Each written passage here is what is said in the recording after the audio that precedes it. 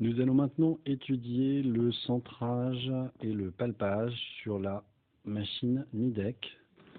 Elle a une housse de protection également faite pour la protéger si éventuellement il y avait une inondation, ou ça, en tout cas ça la protège des poussières de toute façon.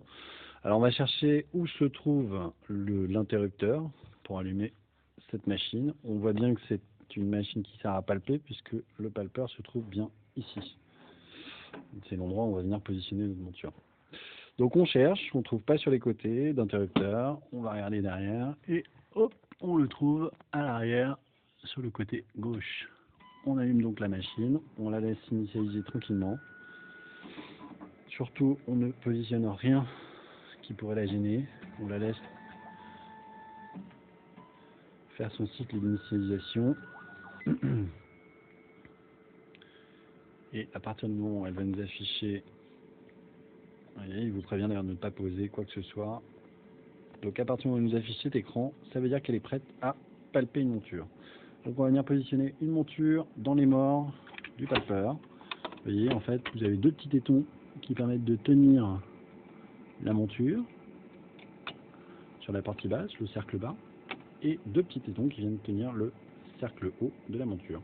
On essaie de positionner le plus possible centré, vous voyez, sur cette partie-là, sur le petit trait, hop, et on va venir appuyer ici pour palper l'œil gauche, ici pour palper les deux verres, les deux cercles, et ici pour palper la partie droite.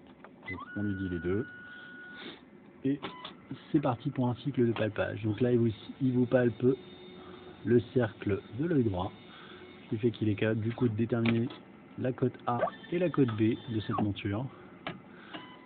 Ensuite il nous palpe le cerclage de l'œil gauche, qui va être capable de déterminer la cote D, l'écart nasal, et de ce fait déterminer également l'écart monture, donc le demi-écart monture. Il ne lui manquera plus que, pour pouvoir faire le décentrement de vos verres que vous allez lui positionner, il ne manquera plus qu'on lui donne que le demi-écart pupillaire de l'œil droit et demi-écart pupillaire de l'œil gauche. Donc là, comme vous pouvez le constater, la forme n'apparaît pas. Il faut que vous alliez appuyer sur traceur. Et là, votre forme apparaît. Donc si vous avez un petit doute sur la forme, vous vérifiez, vous enlevez votre monture et puis vous allez regarder si ça correspond bien à la forme. En effet, ça correspond bien à la forme. Donc là, vous voyez, les petits cadres indiquent les différentes codes. Donc DEV, ça correspond à la code D, ça correspond à la code nasale qui nous a déterminé tout seul. Par contre, il lui manque, comme vous pouvez le constater, la cote du demi-écart pupillaire de l'œil droit, demi-écart pupillaire de l'œil gauche. Donc ici, vous voyez, les cases qui sont en jaune, elles restent à être remplies. Donc ici, on va rentrer par exemple 32. On va rentrer d'office, qui nous rentre le même écart sur la gauche. On va rentrer 35 pour la gauche. 35. Les hauteurs, on va marquer 22 pour l'œil droit. Alors, il faut faire attention à ça. Hop. Hauteur belle monture, voilà. Donc ici, on va noter 22. Ici, hauteur 25. L'axe, il n'y en a pas. Donc là, on peut valider. Et ça redevient blanc, ce qui va nous permettre d'avancer.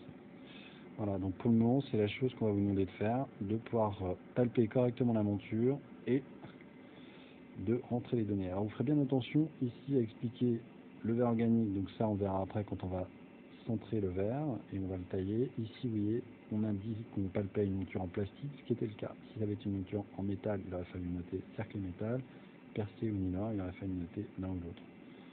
Voilà. À vous de jouer.